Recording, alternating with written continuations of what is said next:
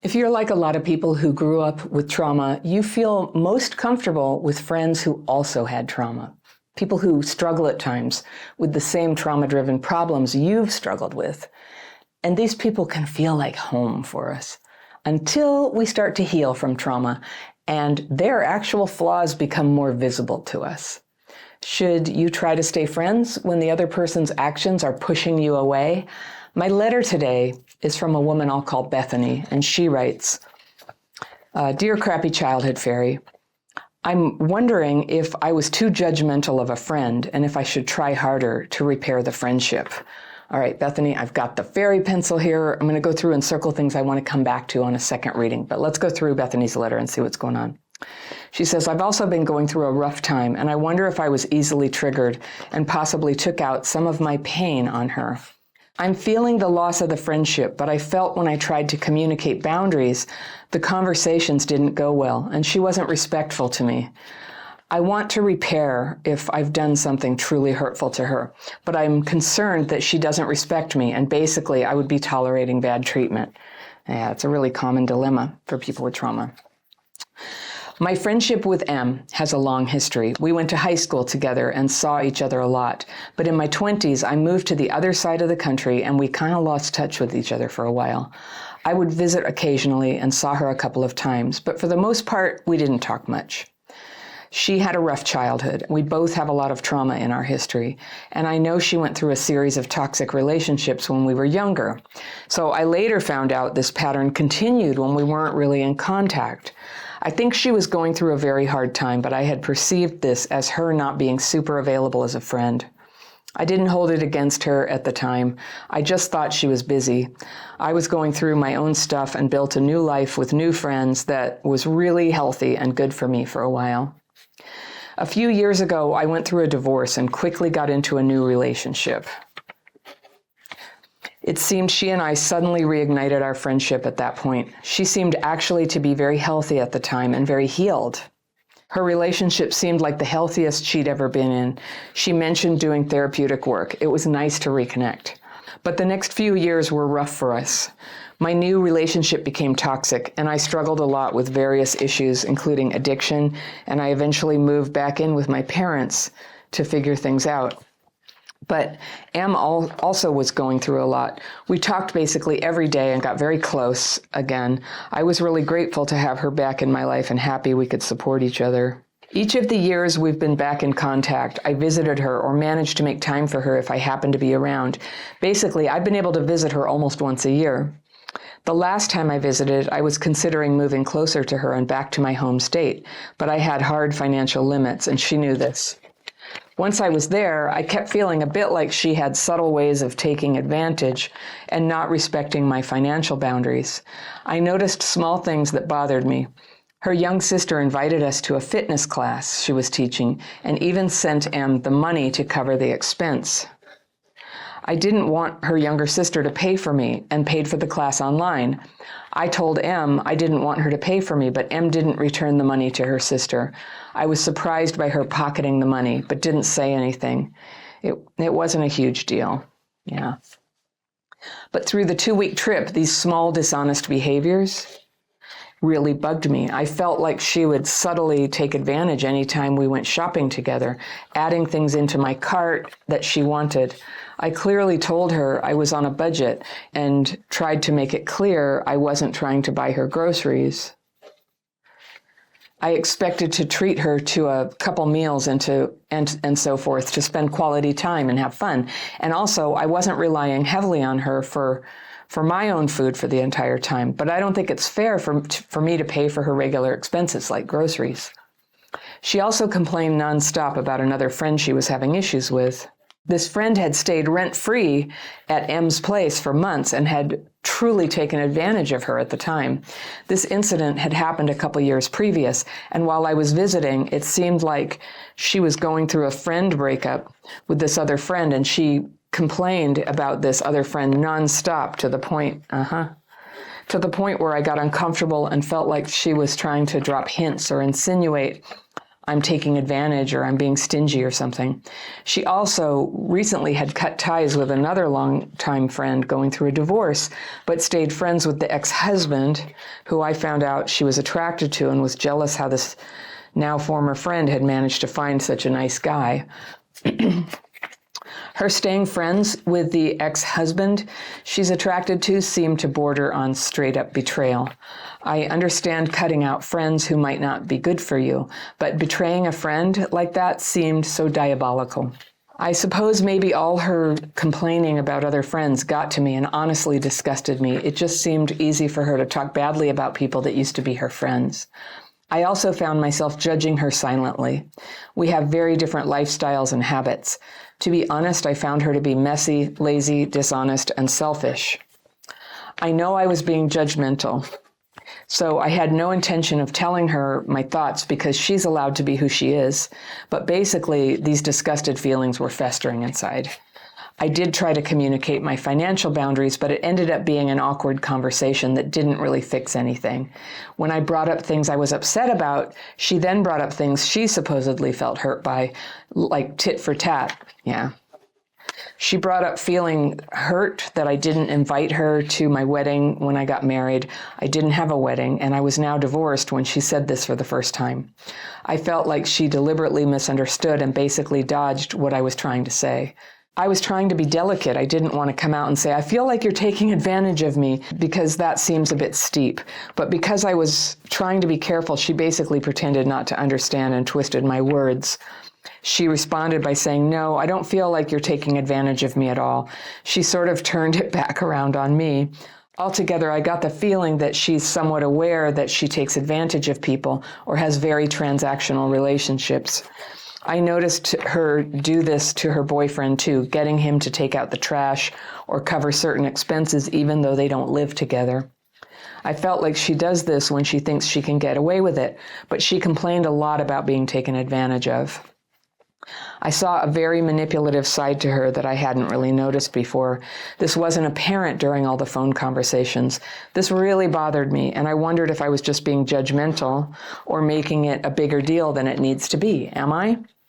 Eventually, my disgust in her sort of came out. She had a way of giving her opinion or advice on things even when not asked for. Oops.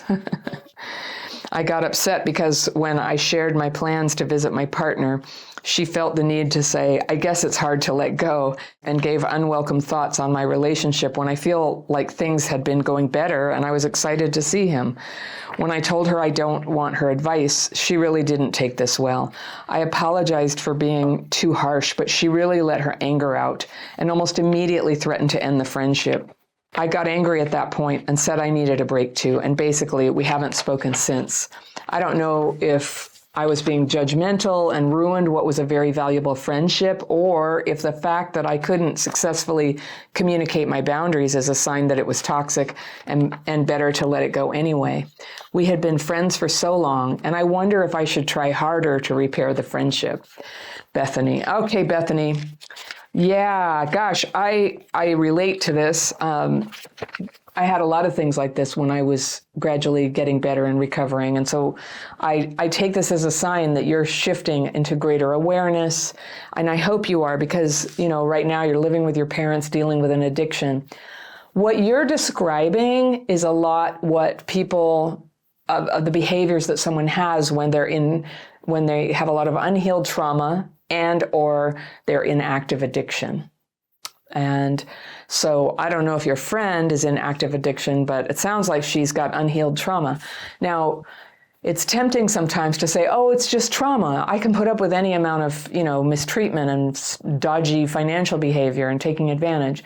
But that's not so. I just encourage you to 100% focus on your own healing. It sounds like you're starting to have attuned awareness to moral behavior, like honesty, allowing people to be themselves, being flexible like that rather than manipulative. So as your awareness comes up, it'll bother you to see this in other people.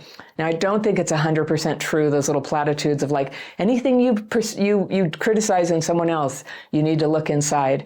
No, some things that I criticize in other people, I don't have inside, but it's worth a look.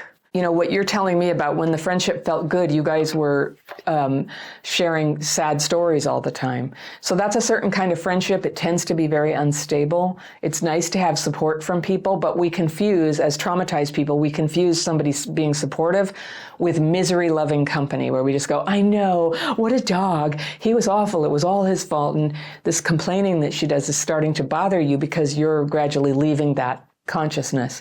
Now, I use the word toxic sometimes, but sometimes it's more helpful to just focus literally on what's going on. You don't like her. You don't like her anymore. You used to, but you don't anymore. And I would be bothered too by that behavior, that thing about the money. It would bother me too, or throwing things in the cart. But that's the sort of thing, I've had friends in my life who were in active addiction, including like eating disorders or relationships and substances. And that's a lot of what it looks like, this weird kind of sneaky behavior of, kind of sneaking things under and then being like, I don't know what you're talking about. For the same sort of people, but also people with personality disorders, there's that reversal where you try to be as direct as you can be without being really cruel. And they take it and they turn it around and think that, and I just had that happen to me with somebody who was giving me unsolicited advice, exactly. And I kept saying it like 4 or 5 times, hey, this unsolicited advice is too much. And I need you to understand, my priority is this thing that you're criticizing. And they kept saying, oh, okay, so you have priorities. They just could not hear it. This is a boundary, no more unsolicited advice. And so I just couldn't continue the friendship. And it felt really bad, and I kind of suffered and struggled with that because I really liked the person. But I just realized, like, it's weird when you have CPTSD and sometimes you get fuzzy on your own boundaries. It can really jam your radar to be around somebody who's very jammed themselves, who's not really hearing things directly. The whole boundary thing, right? Your friend doesn't get boundaries. And that thing about the friendship with the husband of her friend, the ex-husband of her friend, and you saying you don't want unsolicited advice and her react, she has trouble with boundaries. And I just think people who have trouble with boundaries don't tend to make good friends. It's totally understandable how a traumatized person is like that, but we're all kind of on our own now to try to change that in ourselves. And either she's going to get on the train of trying to change that, or she's not there yet. And so what your role is just to decide, are you okay with it? This thing about being judgmental, that can be taken too far. I totally agree. We should just let people be who they are, but that doesn't mean we have to hang out with them. That doesn't mean we go grocery shopping with them. You get to have boundaries even if you accept that other people are the way they are. Not being judgmental doesn't mean you let them walk all over you. And that's a distinction that's hard to get when you were raised when your parents didn't have boundaries, when they didn't help you, like go, you can talk to your friend, and a lot of us just didn't get that training. We're figuring it out now, though, and we support each other in doing that. That's the kind of friendship I'd recommend to you, is the people where support means I'm helping you use your tools to get out of the terrible stories, the resentment. I'm supportive of you setting boundaries and helping you figure out what's an elegant way to do that. And what is a boundary? Is it when we express a preference?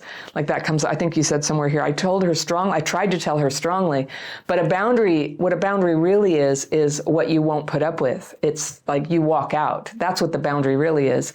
You're giving somebody a heads up. There's a boundary here, and if this happens, you wouldn't be there. You don't have to go around making threats about that you're leaving or anything. But that's your boundary, is leaving. So right now, I think a lot of your confusion is you've expressed boundaries you'd like to have, but you haven't acted on them yet. And I don't think this friendship is a good one for you. I hope that you are like in some kind of group recovery for the addiction that you're in, because that's a great way to meet people who are also working on themselves and who can give you that positive support, not that like misery loves company support. I think a lot of us kind of grew up believing that when we get together with friends and we're like, I know they suck so much. And, that feels like a connection. It's a way we can get close very quickly with people, but it's toxic. It's not actually helping us as people. And like when a relationship fails, the person may have done terrible things, but the faster you can get the focus on what is it that drew me to a person who mistreated me, or why is it that I couldn't get my attention off somebody who wasn't available? Those are the healing questions that we work on. And those are the healing friends who support us in making progress on that. So I want to leave you with, I've made a list of friendship skills of how to be a good friend. And when you can be a good friend, you can start making good friends and tune into the people who actually are good to have in your life and how to be reciprocal with them and be good in their lives. So it's a free PDF. And if anybody wants to have it, you can download it right there. And I will see you very soon.